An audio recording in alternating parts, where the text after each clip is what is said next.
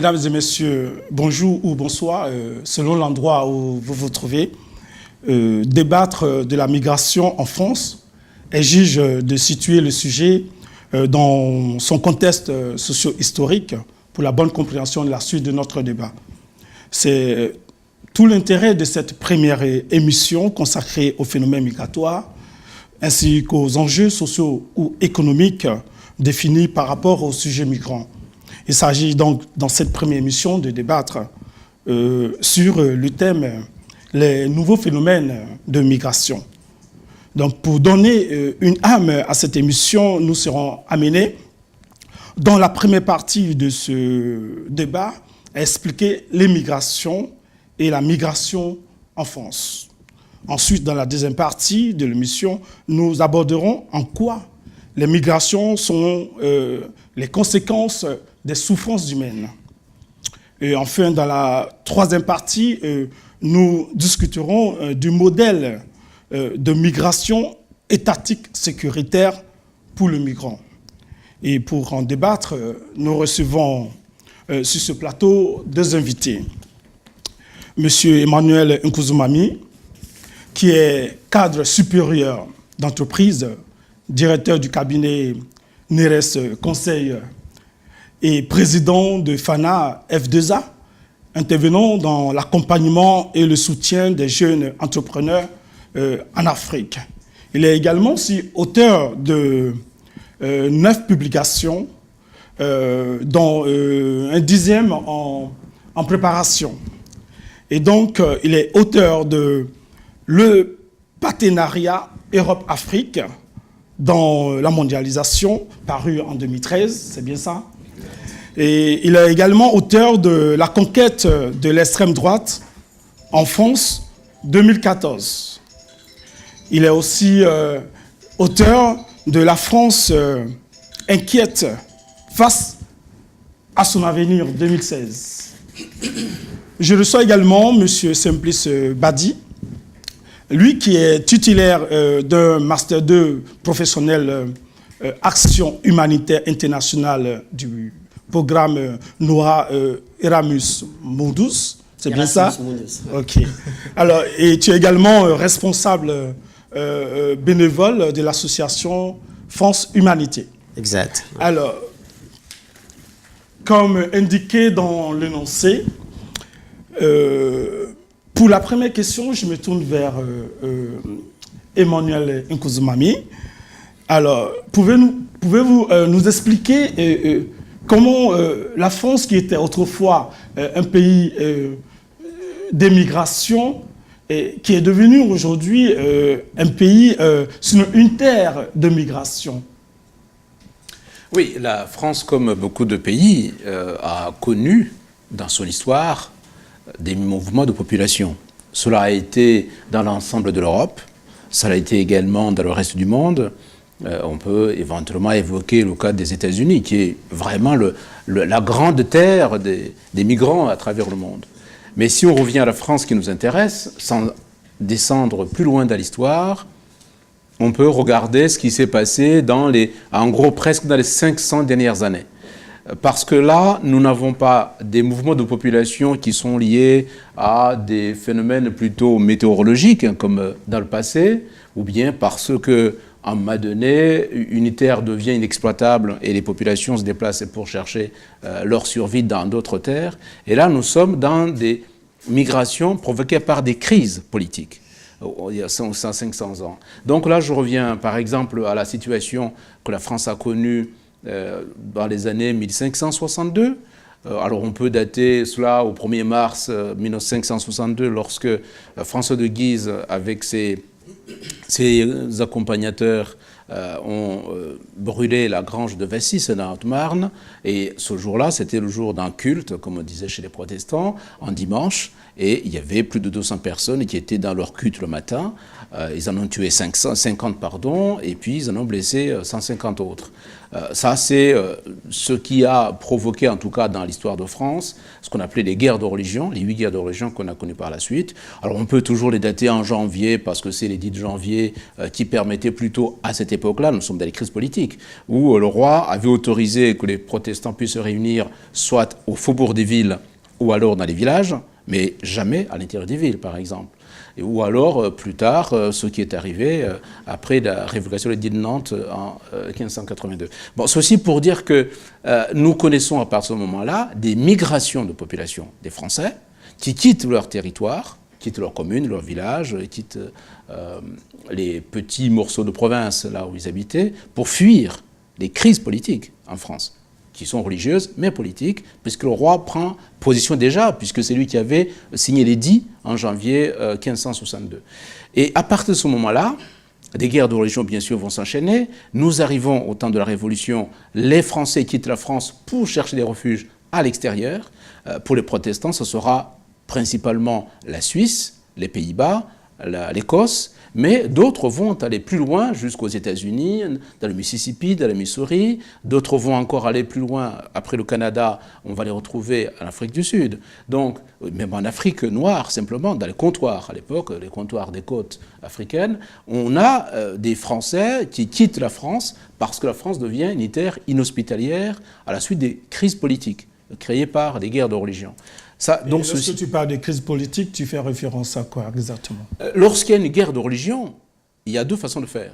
Soit vous autorisez simplement que le droit d'expression puisse avoir lieu dans les différentes communautés nationales, et dans ce cas, vous faites de la pacification immédiate.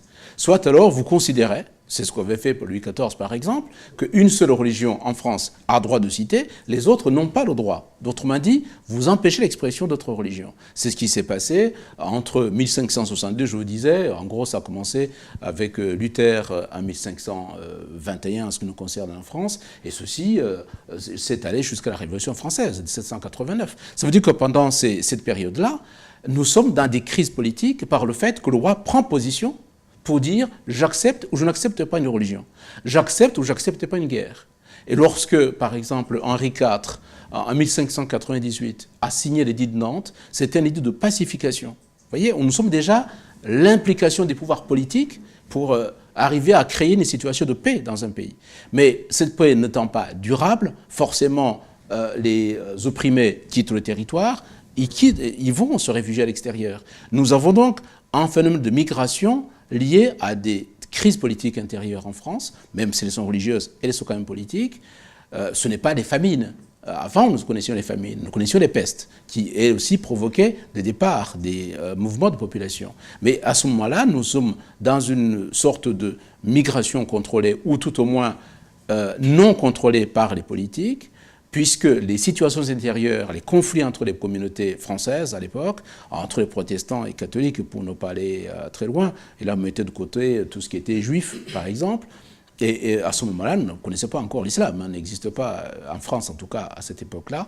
Et là, ce qui s'est passé pendant cette période, en gros, entre 1560 pour aller vite et jusqu'en 1789, nous sommes dans des crises récurrentes qui sont liées à des intolérances des différentes communautés religieuses sur le territoire français. Et la conséquence de cela, c'est chaque fois qu'il y a une guerre qui éclate, il y en a 8 guerres de religion, même après la Révolution, au temps de la Terreur, beaucoup de Français ont quitté la France pour aller notamment se réfugier dans le sud de l'Angleterre et en Belgique. Le Luxembourg était l'une des terres d'accueil des Français à cette époque-là. Et pendant ce temps-là, on ne parlait pas, bien sûr, comme on dit aujourd'hui, des phénomènes migratoires en tant que tels, on parlait simplement des refuges. La Suisse est devenue un pays de refuge des Français. Les Pays-Bas sont devenus un pays de refuge des Français. L'Écosse également. Et donc ce phénomène-là, aujourd'hui, on peut le relier à ce qui se passe, on va y venir, dans le sens inverse cette fois-ci, où d'autres nations qui connaissent des crises de cette nature voient des populations quitter ces territoires-là pour aller dans les pays où ils peuvent avoir la paix. Mais au XVIe siècle, nous avons déjà la France qui est dans le sens inverse. Autrement dit, les crises ici provoquent des migrations des Français vers l'extérieur. Mais cette migration française, elle est très peu développée ici. On en parle très peu. On en parle, mais c'est devenu peut-être un sujet mineur, parce que la France, entre-temps, a connu, maintenant je quitte la période jusqu'à la Révolution française, et ce que, juste une parenthèse, les gens ne savent pas, c'est que la Déclaration des droits de l'homme, telle qu'elle, a été une reprise d'un document qui avait été préparé pour le dit de Fontainebleau, justement de pacification, toujours entre les protestants et les catholiques. Et les gens ne savent pas que le premier président de la Convention, à la Révolution française, était un pasteur, parce qu'il était porteur justement de cette revendication de droit d'expression et de droit d'identité. Donc, si maintenant on se déplace plus loin dans les trois guerres, les guerres napoléoniennes, je mets de côté, Napoléon a été le perturbateur de l'Europe entre 1804 et 1815, et après, nous avons des vraies guerres, cette fois-ci non pas unilatérales, où la France conquiert d'autres territoires, mais des guerres maintenant symétriques entre les États, les nations, à l'époque c'était plutôt les royaumes qui se battaient contre la France, et là 1870 par exemple, devient un temps d'une vraie guerre, puisque la France attaque la Prusse. Naturellement, alors là on va avoir des migrations qui ne sont pas des migrations de la France vers l'extérieur, mais un changement de frontière. C'est Otto von Bismarck, qui a décidé que l'Alsace et la Moselle appartenaient à l'Allemagne et pas à la France. Et en prenant bien sûr une théorie qui avait été développée par Napoléon III, qui consistait à dire on va créer des frontières suivant les appartenances culturelles. Et il se trouvait que l'Alsace parlait une langue proche de l'allemand. Bismarck a dit mais finalement ce sont plutôt nos cousins, ceux-là on les garde chez nous. Et donc la frontière, on l'a décidé, il est arrivé à Versailles, il a dit voilà, la France va jusque-là et nous l'Allemagne va jusqu'ici. Vous voyez, donc il y a un mouvement non pas de migration en tant que tel, puisque les gens ne quittaient pas leur terre pour l'extérieur, mais ils changent de nationalité quand même. Ils deviennent allemands alors qu'ils étaient français. Ça, c'est 1871, après la guerre contre les Prussiens. Ensuite vient la Première Guerre mondiale. La Première Guerre mondiale, il y a eu des morts, oui. Il y a eu des disparus, des blessés, oui. Mais il y a eu aussi beaucoup de migrants. Notamment, les Français, on va les retrouver en Afrique du Nord. Vous voyez, nous sommes bien avant la Première Guerre mondiale. Avant la Deuxième Guerre mondiale. Déjà la Première Guerre mondiale, les Français vont migrer à la suite de cette guerre 14-18, dans laquelle beaucoup de Français ont perdu leur vie, pas seulement, les autres aussi qui faisaient la guerre ont perdu les leurs, mais les mouvements migratoires de la France, on va les voir des Français vers l'extérieur, les gens ne migrent pas pour venir en France à ce moment-là, en temps de guerre. Les gens quittent la France pour aller à l'extérieur. Le même phénomène, on va le retrouver en 1940-45, où, encore une fois, on retrouve ce mouvement dans lequel beaucoup de Français vont quitter la France pour aller s'installer en Afrique, mais pas seulement, on les verra aussi dans l'Europe du Nord, on les retrouvera encore d'autres mouvements vers le Canada et les États-Unis, une autre partie vers l'Afrique australe. Vous voyez, donc, pendant cette période-là, en gros, on peut dire que jusqu'à 1945, la France connaît beaucoup plus de migration vers l'extérieur et reçoit très peu de migrants venant en France. Et comment est vécu oui, vas-y. Sur ce dont vous parliez tout à l'heure, la période de 1789, donc l'époque de la Révolution française. Est-ce que l'apparition de la notion juridique du citoyen avait eu un impact dans ce que vous êtes en train de dire, comme quoi il y a des Français qui ont quitté le pays pour aller à l'extérieur? Voilà, c'est très intéressant. Effectivement, on crée la notion de citoyen en 1789 pour signaler simplement que maintenant, on n'est plus citoyen par rapport à une religion, on est citoyen parce qu'on appartient au royaume de France, à ce moment-là. Donc, on devient naturellement partie intégrante de la nation. Pourquoi? Parce que pendant les guerres de religion, les protestants qui étaient minoritaires ont été privés d'identité. Ça veut dire qu'ils n'existaient pas juridiquement. Par exemple, quand ils mouraient, ils n'avaient pas droit aux sépultures. Et quand ils se déplaçaient, c'était des non-personnes. Autrement dit, c'est des objets qui se déplaçaient du territoire vers l'extérieur. Eux, ils savaient que c'était des vivants qui se déplaçaient vers la Suisse, vers l'Allemagne, etc. Mais le droit français ne leur reconnaissait pas l'identité. Et donc la Déclaration des droits de l'homme est du citoyen. Le citoyen apparaît à la Révolution française pour dire finalement que tous les Français sont égaux. Et d'ailleurs, effectivement, la notion d'égalité devant le droit apparaît pendant la Révolution française, ce qui n'était pas jusque-là. Je voulais juste avoir une idée sur l'organisation de ces Français à l'étranger. Comment s'organiser à l'étranger, en dehors de leur pays? Eh bien, ils sont partis avec les moyens qu'ils avaient. Par exemple, les Français de l'Europe, enfin, les Français de l'Est et du Nord, qui étaient surtout des industriels, ils sont partis avec leur savoir-faire. Et on va retrouver, par exemple, en Écosse, le développement de l'industrie textile, qui est d'origine française, mais importée par les migrants, qui sont partis avec leur savoir-faire. On va trouver en Angleterre l'apparition ou l'explosion de la banque en tant que telle. Les espaces boursiers en Angleterre ont été créés par des Français. Parce que les Français étaient déjà des grands commerçants à l'époque. C'était des banquiers, pour la plupart, parce que le Royaume de France ne leur autorisant pas, parce qu'ils n'étaient pas citoyens tous à égalité, quand ils ont été privés d'accès aux emplois publics, par exemple, les protestants à ce moment-là, ils n'avaient que 3 choses à faire, le commerce, l'artisanat et la banque. Et donc l'industrie derrière. Et donc en développant ces activités-là, pendant le temps où la guerre se déroulait dans ce pays, et qu'ils ont été dépossédés de leurs biens pour la plupart, et lorsque les guerres s'intensifiaient dans les villages ou dans les villes où ils habitaient, ils partaient avec une partie de leurs biens et ils recréaient l'activité à l'extérieur. Donc ils ont vécu en grappe, en Écosse par exemple, en Hollande pareil, ils ont vécu en grappe, ça veut dire qu'ils se regroupaient entre Français venant de l'Est, entre Français venant du Nord, entre Français venant du Sud, ils se regroupaient aux mêmes endroits. Et là, ils développaient le commerce, l'industrie. Et d'ailleurs, aujourd'hui, on peut dire sans se tromper que beaucoup de ports, les ports maritimes, ont été créés à la suite de ces mouvements migratoires. Alors, sinon, que pensez-vous de ceux qui pensent que la France est envahie aujourd'hui ou inondée par des migrants, alors que cette France, par le passé, a été un pays d'émigration? Alors, c'est intéressant. Jusqu'en 1945, la France connaît des souffrances de guerre.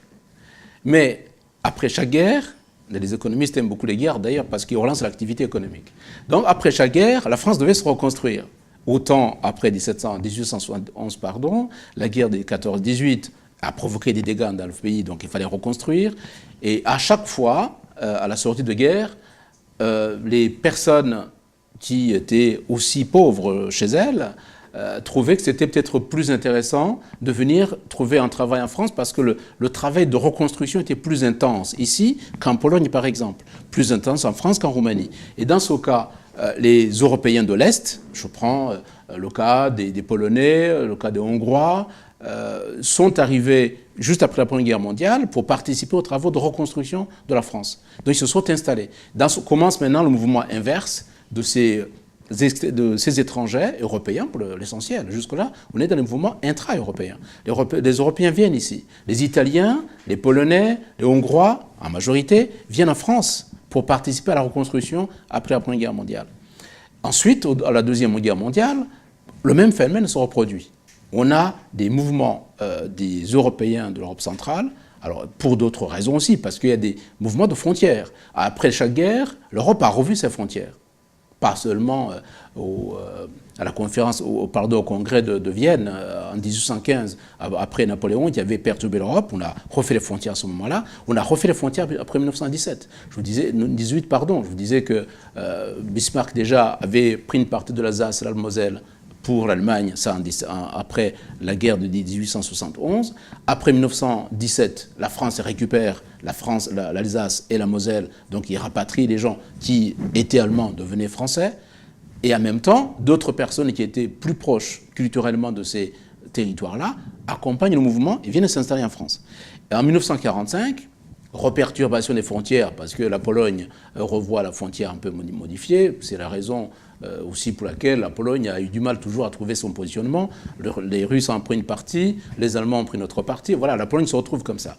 Et donc, ces personnes-là, une fois qu'ils sont dans des pays où la déstructuration, à la fois culturelle, économique, s'installe, mais qu'est-ce qu'ils ont comme choix? C'est d'aller chercher le vie ailleurs. Et on les voit venir en Allemagne, et en France et en Angleterre, après la Deuxième Guerre mondiale.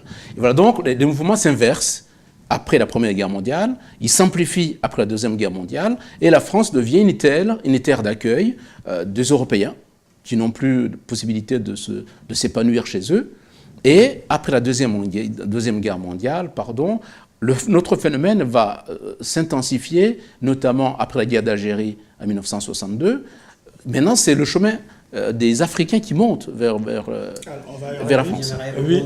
Ce que M. vient de dire, par rapport aux deux périodes que vous avez citées, donc la Première Guerre mondiale et la Deuxième Guerre mondiale, moi je pense que le phénomène de l'immigration en France peut également, c'est-à-dire l'étape aussi qui a été importante, c'est depuis la révolution industrielle, où effectivement, à cette époque-là, il y avait une baisse de la croissance démographique en France. Donc, du coup, il y a eu un nouveau besoin qui est né. Donc, sur de nouvelles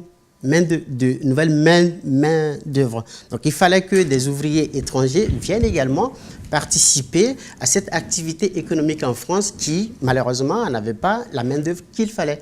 Donc, ce phénomène a démarré également par là. Tout à l'heure, vous faisiez également allusion à la Première Guerre mondiale en parlant du phénomène en Occident, mais je pense que le fait également que la France avait besoin de soldats étrangers pour également venir combattre à ses côtés, a favorisé elle-même l'immigration. Et c'est de là qu'on parle de, comment on appelle ça, les tirailleurs sénégalais concernant l'Afrique. Donc aujourd'hui, quand les gens... Nous étions à l'introduction, je vais dire, des flux migratoires. Voilà. Donc je pense que c'est vrai que ce n'était pas seulement que, entre la France et les pays voisins, mais également il y a eu un phénomène de l'immigration qui a été favorisé par ce besoin-là. Dans ce que vous dites, il y a deux phénomènes. Il y a des alliances militaires qui ont toujours eu lieu en tout temps. Les alliances militaires. Ils ont eu du temps de Napoléon. Ce qu'on Napoléon, lui, il chassait sur les terres les soldats, il les incorporait dans l'armée napoléonienne. La grande armée, quand il est arrivé en Russie, en 1814, il avait 900 000 soldats, alors qu'ils étaient partis au départ 300 000. Donc il en a attrapé au fur et à mesure qu'il progressait vers la Russie. Qu'est-ce qu'il allait il cherchait, ça c'est notre affaire. Donc ça, c'est les alliances militaires qui ont eu lieu. C'est vrai que pendant la Première Guerre mondiale, qui a été déclenchée par l'histoire de Sarajevo, que tout le monde a appris par cœur, il y a eu deux blocs qui sont constitués. Donc, effectivement, pour créer une armée plus solide, non seulement les alliances vont avoir lieu, mais les gens vont se regrouper du côté de l'armée la plus forte. Donc, effectivement, on va voir de plus en plus, voilà, les Serbes notamment, les Polonais qui rejoignent l'armée française, simplement pour créer des armées beaucoup plus solides, beaucoup plus nombreuses. Alors, là, le cas des tirailleurs sénégalais, ou disons des Africains qui sont venus combattre en France, à la Première Guerre mondiale, hein, c'est pas seulement à la Deuxième, là, c'est l'enrôlement. C'est l'enrôlement. Il n'y a pas eu un mouvement... Je crois qu'on sort un peu de notre sujet, mais c'est complémentaire. C'est important ce qu'il vient de dire. Je te laisse développer. C'est important ce qu'il vient de dire. Parce que les Africains qui sont venus pendant la Première Guerre mondiale, on n'est pas dans les migrations économiques en tant que telles. On est dans l'enrôlement militaire. On va chercher les combattants. Ils ne connaissent pas l'hiver, mais ce n'est pas un problème, parce qu'on a besoin d'avoir des effectifs. Donc on prend les soldats, on les amène ici. C'est les combattants. Tandis que quand nous parlons des migrations, ce sont des populations qui ne sont pas des combattants, mais qui viennent pour des raisons économiques. Ils sont forcés par quelque chose. Ouais. Alors, avant d'aborder le second sujet, je voudrais tout de même avoir une idée quand même, comment se définit la migration en France par rapport aux autres pays comme le modèle suédois, britannique ou américain. Il serait intéressant d'avoir un aperçu. Aujourd'hui, nous assistons à une évolution de la migration.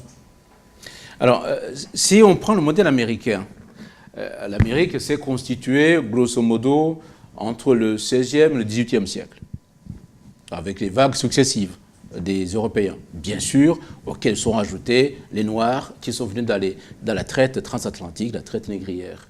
Mais c'était la main-d'œuvre, hein, ce n'était pas des gens qui venaient de leur gré pour venir faire fortune. Tandis que les Européens allaient aux États-Unis à l'époque plutôt pour faire fortune, la plupart étant d'ailleurs des condamnés de droit commun qui échappaient aux prisons pour aller vivre aux États-Unis. Bon, maintenant, quand ils sont arrivés là, naturellement, comme c'était une terre, cette fois-ci, d'immigration, autrement dit, les gens venaient de l'extérieur pour rentrer aux États-Unis, chacun venait avec les moyens qu'il avait. Les Britanniques étaient les mieux armés, parce qu'ils sont venus avec une armée plus forte que les autres. Donc ils ont créé, dans le nord des États-Unis, leur grappe à eux. Mais ils ne se sont pas mélangés. Les Irlandais vivaient dans leur coin, les Anglais dans leur coin. tels que nordiques, les Scandinaves, vivaient dans leur coin. Ils ne se sont jamais mélangés. Une forme de vie communautaire. C'est les communautés, on peut dire les vies nucléaires.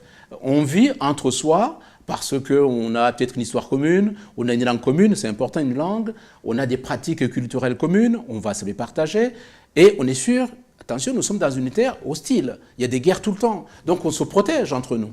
C'est plus facile de se grouper entre Italiens contre les Grecs, on ne sait jamais. C'est facile de se grouper entre Hollandais contre les Anglais. N'oublions pas que les Anglais et les Hollandais, ils se faisaient les guerres tout le temps. Donc on se regroupe pour faire front au cas où on serait attaqué. Les États-Unis, ce n'était pas un état de droit à ce moment-là. C'était une jungle. Chacun essayait de faire fortune comme il pouvait. Donc là, les États-Unis ont développé depuis ce moment-là. Alors après, on peut toujours dire que l'épisode de 1860-63, lorsque la guerre de sécession a éclaté entre le nord des États-Unis et le sud des États-Unis, on a retrouvé cette faille entre ceux qui défendaient leurs terres et ceux qui défendaient leur industrie. Et ce n'était pas forcément les mêmes intérêts. Alors, j'ai besoin de la main-d'œuvre, je suis industriel du Nord, donc j'ai besoin de main-d'œuvre de plus en plus nombreuse, parce que nous sommes dans le développement de l'activité industrielle. Ceux-là, ils ne regardaient pas les races. Alors, ceux du Sud, par contre, ils sont dans une autre logique. Donc, ça, mais malgré tout, on retrouve ce phénomène de regroupement par origine. Cela a contribué à créer des États-Unis, un ensemble où, jusqu'à présent, les gens ne se reconnaissent pas sur une idéologie commune, ils se reconnaissent sur une projection. Projection, c'est le rêve américain, mais qui est toujours vivant aujourd'hui. Dans cette projection, qu'est-ce qu'on voit? On voit les grappes chinoises, ils vivent à part. On voit des grappes toujours encore italiennes, vivent à part. Bon, la France a vendu son Missouri et Mississippi, et les Américains l'ont récupéré.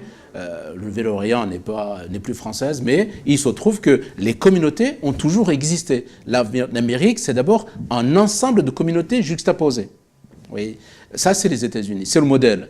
Jusqu'à présent, ça marche comme ça, si bien que même aujourd'hui, lorsque les gens émigrent aux États-Unis, le premier réflexe, c'est pas d'aller trouver un appartement quelque part en plein milieu des États-Unis. C'est en gros chercher où se trouvent les gens de son pays d'origine éventuellement, de la même région éventuellement, parce qu'encore une fois, on se serre les coudes.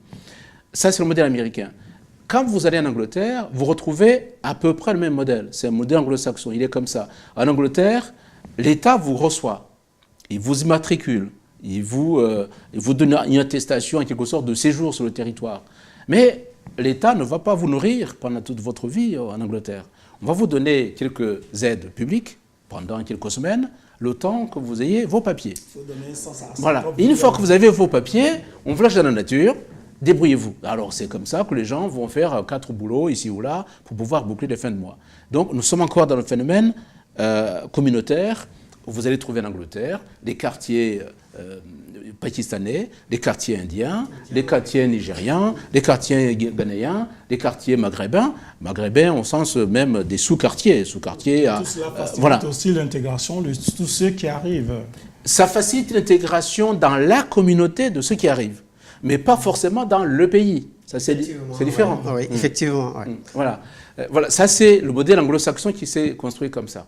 Alors que, puisque nous sommes dans les comparaisons, si vous regardez le modèle français, c'est un modèle intégrateur, en quelque sorte, on peut le dire comme ça. Ça veut dire que la France a créé une nation dans laquelle toute personne qui a l'objectif de s'insérer sur le territoire français entre dans le processus national. La France a créé donc ce système dans lequel on considère que à terme, si vous voulez apprendre la nationalité française, vous devenez de plus en plus citoyen français, depuis la Révolution française. En tant que citoyen, vous devenez participante, en quelque sorte, à la construction de la nation. Votre communauté d'origine, la France ne la reconnaît pas. Ça veut dire que la France ne reconnaît pas les communautés. La France reconnaît une communauté nationale. Il y a de l'hypocrisie, puisque la communauté juive existe. Ça, c'est entre une parenthèse. Mais dans notre dispositif, en quelque sorte, législatif ou réglementaire, la France ne reconnaît pas les communautés, la France reconnaît les communautés nationales, la seule. Ça veut dire que toute personne qui entre en France, qui séjourne et qui a l'intention de faire corps avec ce pays-là, devient un national. Il n'est plus communautaire. Donc, en quoi ces modèles ont un impact quand même sur la vie des migrants? Sur le plan économique, je dis bien économique, les modèles communautaires ont un intérêt. Parce que la personne sachant que de toute façon, la nation ne s'occupe pas de lui, mais la communauté est exigeante. Vous devez payer le loyer de la personne qui vous héberge. Vous devez aussi prendre un peu d'argent pour envoyer à votre pays d'origine, à vos familles d'origine. Mais en même temps, vous savez que votre survie dépendra de vos efforts à vous. Il n'y a pas une entité extérieure qui va vous aider à vivre. Sauf bien sûr les soins, mais ça c'est différent. Les soins, c'est aussi pour des raisons d'hygiène publique. Mais sinon, vous devenez un être autonome et vous devez vous débrouiller pour vivre. Donc sur le plan économique, ces modèles plutôt communautaires ont cet avantage-là, c'est que ça pousse les personnes vraiment à être autonomes, à pouvoir se débrouiller. Je voulais rebondir sur ce que vous disiez concernant le modèle français. Moi, c'est vrai que vous êtes sur l'aspect du modèle économique, mais je pense que le modèle économique, peut-être, c'est l'un des facteurs importants, mais d'abord, pour ce qu'on voit, d'accord, sur le terrain, en tout cas de mon avis et de mon expérience, c'est plutôt l'aspect social qui est le plus important. Voilà. C'est vrai que ça peut varier. Ça peut varier. Mais généralement, pour le constat qu'on fait sur le terrain, la plupart des personnes, c'est vrai, quand ils arrivent en France, ils ont peut-être la capacité de travailler, mais avant ça, ils s'orientent plutôt sur des besoins tels que le logement. Vous comprenez? Alors, en la matière, on sait que pour avoir accès au logement en France, en dehors de ce que fournissent les structures qui accompagnent les personnes vers le logement, d'accord? Quel que soit ce que vous êtes, c'est difficile parce qu'il y a, comme vous le disiez, c'est tellement organisé de telle sorte que l'administration, l'accès est mis sur l'administration, les démarches administratives qui ne sont pas toujours accessibles. Par exemple, pour faire... Alors, est-ce que c'est parce qu'il n'y a pas, je veux dire, en France, par exemple, oui, nous constatons qu'il y a plus de protection sociale. Et est-ce que c'est pas ce qui crée aussi la passivité chez le migrant par moment? Non, je ne dirais pas ça comme ça. Au contraire, ça pourrait arranger l'intégration. Mais d'un autre côté, il va falloir que le migrant soit informé et sache exactement quoi faire pour aller vers ces avantages sociaux. Mais là, nous entrons dans le modèle d'accompagnement des migrants, en quelque sorte. Oui. L'accompagnement. J'ai bien dit que... On aura l'occasion d'aborder ce sujet. Voilà. Alors, permettez-moi de passer sur le second, la seconde partie. Donc, bon, vous disiez en off que les migrants de tout temps étaient les conséquences des souffrances humaines. Alors, oui. En quoi peut-on établir le lien entre la migration et les souffrances humaines? Alors, merci. Je vais me faire le lien direct avec ce qu'on est en train d'échanger sur la façon dont le migrant va s'intégrer sur le territoire où il arrive. Tout à l'heure, je disais, sur le plan économique, le monde anglo-saxon devient avantageux puisqu'il donne, en tout cas, il oblige la personne à intégrer un modèle économique, à se trouver une place dans le tissu économique où il est, par ses efforts. Et il y a le côté social, merci d'avoir évoqué cela, le côté social, dans ce cas, c'est plutôt le modèle français qui va être plus intéressant. Hein. Il est plus intéressant, parce qu'il y a de l'accompagnement, il y a de l'aide, il y a des structures sociales pour accompagner le migrant qui arrive ici. Donc, en quelque sorte, maintenant, avec la question que vous venez de poser, selon le pays où je suis, je sais où je peux avoir un avantage, là où je vais peut-être exercer plus d'efforts que d'habitude pour arriver à trouver ma place dans la société où je suis. Maintenant, bien sûr, toute migration, dans l'ensemble, est une conséquence des souffrances. Que ce soit des souffrances politiques, c'est le cas des exilés politiques aujourd'hui, que ce soit des souffrances économiques parce qu'on vit sur une terre qui ne produit plus, et donc, quelque part, il faut qu'on puisse bouger pour aller trouver son salut ailleurs, ou encore que ce soit simplement des violences temporaires. C'est le cas des guerres civiles. Ça peut être aussi des guerres locales, des guerres ethniques, des guerres tribales. Et ces éléments-là vont provoquer aussi une souffrance intérieure. Parce qu'on va quitter son territoire par le simple fait qu'on ne peut plus vivre de façon épanouie sur son territoire d'origine. Donc il y a une souffrance quelque part au départ, oui. Oui, tu J'aimerais voulais dire? ajouter également un élément, le fait que la migration pourrait être vue comme une souffrance humaine. Effectivement, vous faisiez cas des guerres, mais également il y a, si je prends par exemple le cas de l'Afrique de l'Ouest, où généralement on a aujourd'hui les mutations génétiques, les mutilations génétiques. Voilà. Voilà. Aujourd'hui, par exemple, si je prends le cas des personnes qui sont migrants en France, mais au titre de l'asile, il y a beaucoup aujourd'hui qui sont là. Des migrants persécutés, par exemple. Exactement. Il y a un certain nombre de traditions qui sont encore conservées, qui fait que l'État est totalement aveugle là-dessus et qui ne peut pas assurer la sécurité, la défense des droits de ces personnes. Si bien que, par exemple, une mère qui voit sa fille exposée à un risque de mutilation génitale, elle est obligée de fuir. Elle emploie tous les moyens pour arriver là. Donc, du coup, cette personne-là, dans son parcours, certes, elle est là, mais on sait combien de fois elle a souffert avant d'être là. Parce que pour voyager, généralement, ce n'est pas par avion, ce n'est pas d'autres moyens. Et ça fait que le parcours qu'elle emprunte est empreinte de beaucoup de souffrances. On peut aussi parler des responsabilités des pays, je veux dire, d'origine. Parce que là, lorsque le gouvernement est défaillant ou crée des conditions qui poussent des gens à sortir du pays, je crois que cela peut aussi faire l'objet, n'est-ce pas, d'une forme de souffrance qui ne dit pas son nom. Oui, ce qu'on vient de dire, c'est effectivement la passivité de certains États devant d'abord la déliquescence de l'État lui-même. On ne va pas donner des exemples ici, en Afrique, ils sont plutôt nombreux, où l'État peut savoir qu'une ethnie est brimée, mais il ne fait rien pour la protéger. Des pratiques ancestrales, notamment, vous parlez des mutilations génitales, notamment qu'on pratique sur les femmes, dans le cas de l'Afrique de l'Ouest, où naturellement l'État va vous dire, mais de tout temps ça a été comme ça. On a même entendu les mères dire, mais nous, dans notre enfance, ça s'est passé comme ça. Nos mamans étaient comme ça, mon arrière-grand-mère ont connu cela. Il n'y a pas de raison que les petites filles ne connaissent pas la même aventure. Donc c'est une perpétuation des pratiques qui, et à un moment donné, effectivement, certaines personnes éveillées, ou les mères, notamment, c'est les parents, et souvent c'est les mères qui sont à l'origine de cet éveil, finissent par dire, mais moi je ne veux pas que mon enfant subisse les mêmes horreurs que j'ai connues. Voilà. Donc il va tout faire pour essayer de l'extraire de cette souffrance dure. Il y a aussi, dans le cas, si on prend le cas de l'Afrique centrale, on a des guerres qui ne sont pas des guerres politiques en tant que telles, mais des guerres de survie.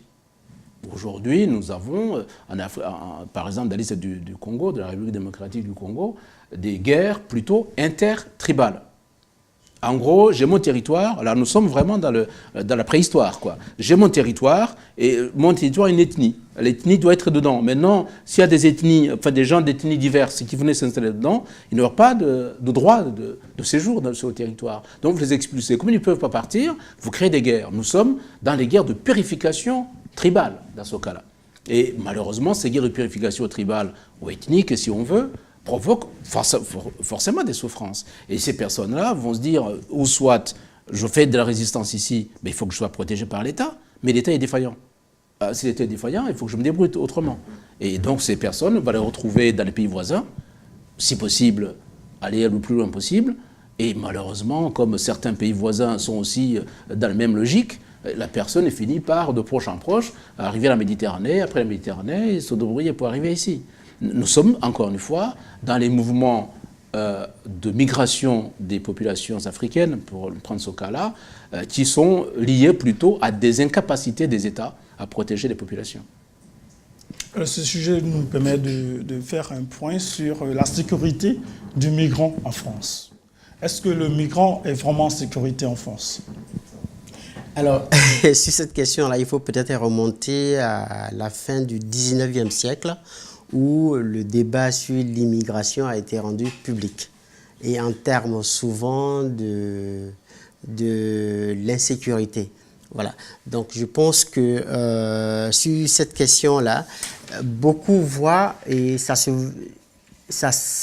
s'observe aujourd'hui beaucoup plus, davantage sur le terrain. Si je prends par exemple le cas des personnes qui sont là au titre de la demande d'asile, partout où ces personnes passent, la population très souvent les voit comme des gens violents, comme des gens qui font peur, parce que ces personnes-là sont en demande d'asile. Donc du coup, on leur enlève cette dignité humaine et on les voit autrement. Et on les met en relation avec tout ce qui est violent, avec tout ce qui est non-respect des droits en France. Donc du coup, il y a une peur, il y a une phobie qui s'installe. Voilà. Donc ça, c'est l'une également des souffrances dont vous parliez tout à l'heure. C'est-à-dire la manière, le regard qu'on a vis-à-vis de ces personnes-là, également, pourrait les amener comment on appelle, à déclencher un traumatisme qu'ils ont déjà vécu. Voilà. Oui, c'est un phénomène, malheureusement, qui a commencé à s'amplifier sur une sorte d'insistance de certains partis politiques. Je ne vais pas citer seulement le Front National, mais il y en a d'autres, qui ont cultivé une sorte d'identitarisme exclusif. Ça veut dire que je considère que le français, ça n'était pas le cas après la Deuxième Guerre mondiale, parce qu'à l'époque, nous avions besoin d'une main-d'œuvre étrangère. On ne regarde pas s'il était musulman, s'il était sans religion, s'il était noir, s'il était arabe. Non, on a besoin d'une main-d'œuvre. Jusque-là, ça marchait très bien. Et dès lors que les premières crises ont éclaté, c'était à la fin des années 70, au début 80, on a commencé à fouiller cette fois-ci. La personne n'est plus seulement une main-d'œuvre, il a une famille, il a des enfants, il a une religion, il a une couleur. Donc, je commence à s'interroger sur l'identité de la personne qui est en face de moi. Le temps passant, les guerres se sont aussi amplifiées ailleurs. Avant, c'était les guerres européennes qui faisaient venir une sorte de main-d'œuvre militaire de l'Asie. Les gens oublient souvent que la Syrie est venue combattre en France, par exemple. Comme les terriers sénégalais qui venaient de différents pays des colonies françaises pour venir s'agréger aux armées françaises. Là, nous sommes dans le semaine inverse. On ne considère plus la ressource que j'ai, mais je considère plutôt le danger que cette ressource pourrait provoquer. Et donc, potentiellement, chaque fois qu'il y a une guerre, par exemple, c'est le cas de la Syrie aujourd'hui, avec les Syriens qui arrivent, mais ça a été le cas de la guerre d'Algérie, entre 1956 et 1962. Les Algériens qui sont venus, d'ailleurs à l'époque, amenés par la France, puisqu'il fallait amener aussi les combattants algériens qui avaient combattu du côté de la France, les amener ici. Bon, plus d'autres communautés, les Harkis, les Pieds Noirs et compagnie, et tous ceux-ci sont venus s'agréger à la communauté française. Mais encore une fois, nous sommes encore dans la pelle de la main-d'œuvre. Depuis les années 80, donc, je disais, la crise est venue s'installer. En s'installant, il a créé du chômage. Et le chômage, forcément, certains partis politiques vont l'exploiter en se disant, s'il y a chômage, c'est justement parce qu'il y a de plus en plus d'étrangers. Les personnes qui faisaient corps avec nous deviennent des étrangers maintenant. Et ces personnes étrangères, on va essayer de leur trouver soit une identité qui ne convient pas, qui ne peut pas s'agréger à l'identité nationale. L'islam va commencer à devenir une religion qui pose problème, même avant que nous ayons ces questions que nous avons d'islamisme aujourd'hui, radical. Mais nous l'avons déjà connu dans les années 80. Mais en même temps, la France avait plus ou moins facilité ce phénomène en créant des ghettos. Lorsque vous avez un immeuble dans lequel vous avez 80% des gens venant de la même région, fatalement, vous créez une sorte d'isolement social, d'abord. L'intégration culturelle ne se fait pas. Et petit à petit, ces personnes vont aussi se sentir mises à l'écart. Donc c'est double phénomène, celui du français historique qui regarde le nouveau migrant comme étant potentiellement dangereux, perturbateur, même capable de provoquer une guerre civile. On va jusque-là. Ça, c'est un certain parti qui le prêche comme cela. Dans ce cas, l'immigration devient un fonds de commerce politique. Ah, bien sûr. Bien sûr, dans ces conditions-là, puisque j'ai un constat, j'ai une souffrance nationale, c'est le chômage. Bon, j'ai des solutions. Les solutions, c'est créer des activités nouvelles, éventuellement pour résorber une partie des chômeurs. Mais je ne peux pas la créer. Justement, nous entrons sur un modèle français social où on s'intéresse à l'individu dans sa vie, dans sa démarche et dans son parcours de vie. On ne s'intéresse pas à l'entité globale qui s'appelle l'économie. C'est ça la France, elle est comme ça aussi. Donc petit à petit, celui qui hier était une main-d'œuvre devient un concurrent, donc un perturbateur. Donc il faut trouver tous les moyens pour le mettre à l'écart. Et c'est ainsi que tout phénomène extérieur, on a connu cela par exemple pendant la guerre israélo-arabe dans les années 80, lorsqu'il y avait une guerre de temps en temps qui redescendait entre la Syrie et Israël, entre l'Égypte et Israël, etc. Et chaque fois, on trouvait un bouc émissaire, c'est le Palestinien. Si j'ai un Arabe chez moi, il y a de fortes chances qu'il ait des liens avec le Palestinien. Donc il devient un élément potentiellement dangereux. Je le regarde avec méfiance. Petit à petit, maintenant, nous arrivons à pour être dans le contemporain, dans les années récentes, depuis 2011, lorsque le printemps arabe a démarré en Tunisie et qui s'est répandu en Égypte et surtout en Libye, on a commencé à voir effectivement des phénomènes qui s'amplifient. Mais ils ne s'amplifient pas en disant on reçoit les individus. Au départ, on reçoit les migrants, on ne sait pas qui ils sont, c'est les migrants. Mais petit à petit, l'islamisme radical est venu se greffer dessus. Donc il a créé du migrant en potentiel dangereux, en potentiel tueur, en potentiel terroriste. Donc nous maintenant, aujourd'hui, le phénomène migratoire oppose à notre problème, c'est qu'on ne traite plus les individus, on traite les dangers. Vous voyez où nous en sommes. Alors, est-ce qu'aujourd'hui, on peut encore parler d'un modèle français social ? Oui, est-ce qu'il est vraiment socialisé avec l'exclusion des migrants qu'on voit par-ci, par-là, dans les rues de Paris? Non, mais je pense que ce n'est pas la politique sociale de la France qui est plutôt en défaut. Moi, je ne vois pas ça comme ça. C'est que c'est plutôt la population, comme le professeur venait de le dire, vis-à-vis, par exemple, du chômage. Donc, parce que la population française elle-même vit dans le chômage. Donc, le fait de voir le migrant en France, déjà, la peur, avec le contexte qu'on a connu, des conflits qui s'éclatent partout, avec également le phénomène du terrorisme. Donc, cette peur-là fait que c'est la population elle-même, voilà, qui met cette frontière entre le migrant et la société. Sinon, ce n'est pas la politique qui est en faute. Parce que la politique de la France, comme il a dit là, elle est établie pour tout le monde, en principe. Donc, le modèle social de la France fait qu'aujourd'hui, quel que soit le migrant, si je prends par exemple le cas du migrant qui fait la demande d'asile, qui après bénéficie de la protection internationale de la France, cette personne-là est un nouveau usager du droit commun. Et le droit commun, il est reposé sur tous les citoyens, sans condition aucune. Donc, on ne fait pas la différence. Une fois que vous respectez un certain nombre de critères, là où le droit commun vous demande de bénéficier d'un avantage social, vous pouvez également en bénéficier. Donc, ce n'est pas vraiment c'est pas la politique sociale de la France qui est en défaut, mais je pense que c'est plutôt la conception elle-même de la population et le fait que la population aujourd'hui met trop de différences entre les citoyens français et le migrant. N'oublions pas aussi la politique de doucement qui exclut aujourd'hui encore. Les politiques mises en place aujourd'hui par l'État français qui consistent aujourd'hui à dessus le ton, à rétrécir tous les champs par le passé qui permettaient quand même à un migrant de pouvoir mieux s'insérer socialement parlant. Non, je pense qu'il y a eu... Les conditions se réduisent au fil du temps. Non, il y a eu des concurrences au sein de l'Union européenne. Il y a eu des concurrences.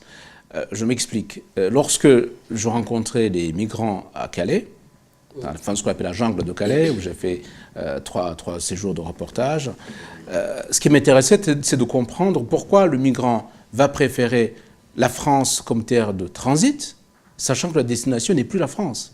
Il est de l'autre côté de la Manche, donc l'Angleterre. Et bien sûr, le discours officiel va être, ils ont leur famille en Angleterre, ils vont rejoindre un parent, un oncle, une mère, un père, éventuellement, en tout cas un tuteur, quelqu'un qui l'a invité. Et c'était ça le message d'ailleurs qui était envoyé. En réalité, ce n'est pas cela. C'est que le modèle français en tant que tel, il n'a pas failli. C'est que la masse qu'il doit traiter est devenue plus importante. Et alors, maintenant, si on regarde les capacités que le pays a, je ne dis pas les populations, mais le pays globalement a, ces moyens, aujourd'hui, doivent se redistribuer sur plusieurs champs. Et donc, l'État lui-même va dire, les subventions, je n'en ai plus assez pour tout le monde. Donc, on va saupoudrer. Si je suis un migrant, cette fois-ci, qui voudrait s'installer dans la courte période de faire ma vie, gagner quelque chose, c'est peut-être pas forcément là où je vais attendre longtemps. Même si la France, sur le plan social, va me traiter, mais sur le plan économique, je n'aurai pas forcément ce que je désire. Vous voyez, donc, dans ce cas, mais encore une fois, je dis, c'est un migrant. Je ne suis pas dans le réfugié, je suis le migrant. Celui-là, il va se dire, peut-être dans les pays où il y a encore une possibilité de travailler, ce sera plus facile. Et donc, je reviens sur mon migrant de la jungle de Calais, il va me dire, en réalité, moi, ce qui m'intéresse, c'est avoir rapidement un logement, avoir du travail et avoir de l'argent. Parce que j'ai la famille qui m'attend. Vous voyez? Donc, on est bien sûr dans la souffrance parce qu'il n'a pas quitté l'Érythrée ou le Soudan pour le plaisir. Mais il se dit, là au moins, puisque le traitement social n'est peut-être pas forcément à la hauteur, mais j'ai la possibilité de me réaliser dans ce pays-là. Alors qu'en France, on va lui apprendre effectivement que tout le dispositif social existe pour l'aider, mais il va se renseigner en se disant, mais ce dispositif, il m'a dit d'accord, mais comment je vais m'insérer économiquement cette fois-ci? Et c'est là que le problème se pose. Et que nous avons aujourd'hui les gens qui se disent, le modèle ne convient pas. Alors bien sûr, les politiques vont l'exploiter en se disant, voyez-vous, ce sont des parasites. Ils viennent chez nous pour prendre nos ressources.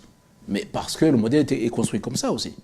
Parlant du cas Calais, la plupart des personnes qui sont passées par là, et donc qui donnent à voir que ce n'est pas vraiment la France qui les intéresse, mais c'est plutôt l'Angleterre. Je pense que la plupart des gens, c'est plutôt des personnes qui sont arabophones ou anglophones.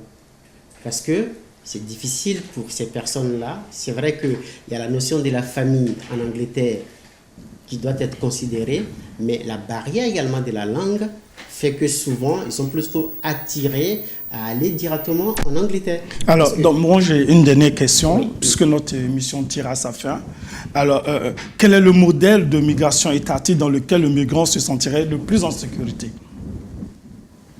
Bon, moi, je pense que cette question-là, il faut plutôt l'aborder par rapport au migrant lui-même.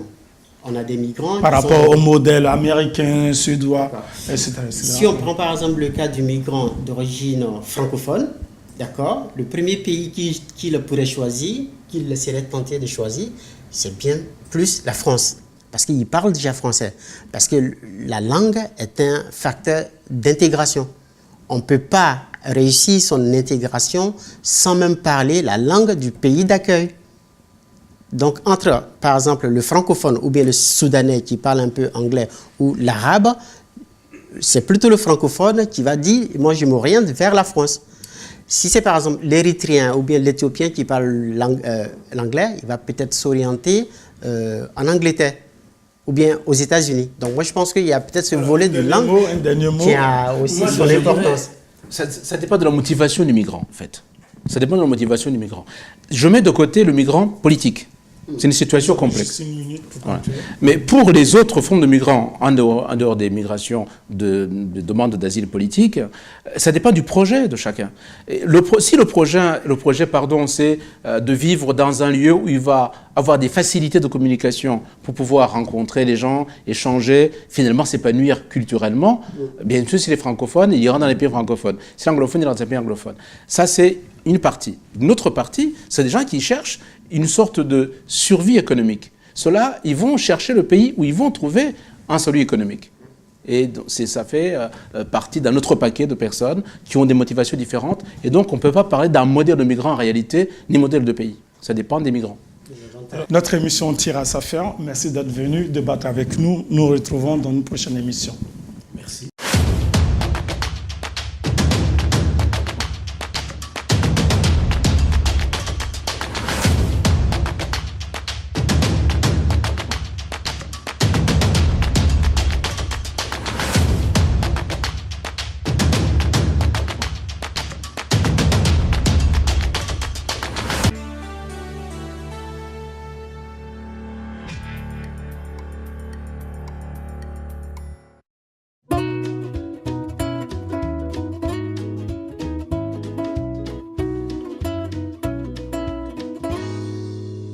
Pour toutes vos stratégies de communication, vos manifestations politiques et culturelles, vos conférences et séminaires de formation, pour toutes vos cérémonies de mariage et de baptême, vous avez désormais une adresse professionnelle. L'agence Glouzilet au 26 avenue Henri Barbus, 93 000 Bobigny. Un studio high-tech de 49 mètres carrés est mis à votre disposition avec du matériel moderne de production et de post-production. L'agence Glouzilet dispose également de 2 supports de communication sur Internet, bzd-tv.com et glouziletnews.com. Pour plus d'informations, vous pouvez nous joindre au 09 19 588 881, 06 30 768 600, 06 65 381 367.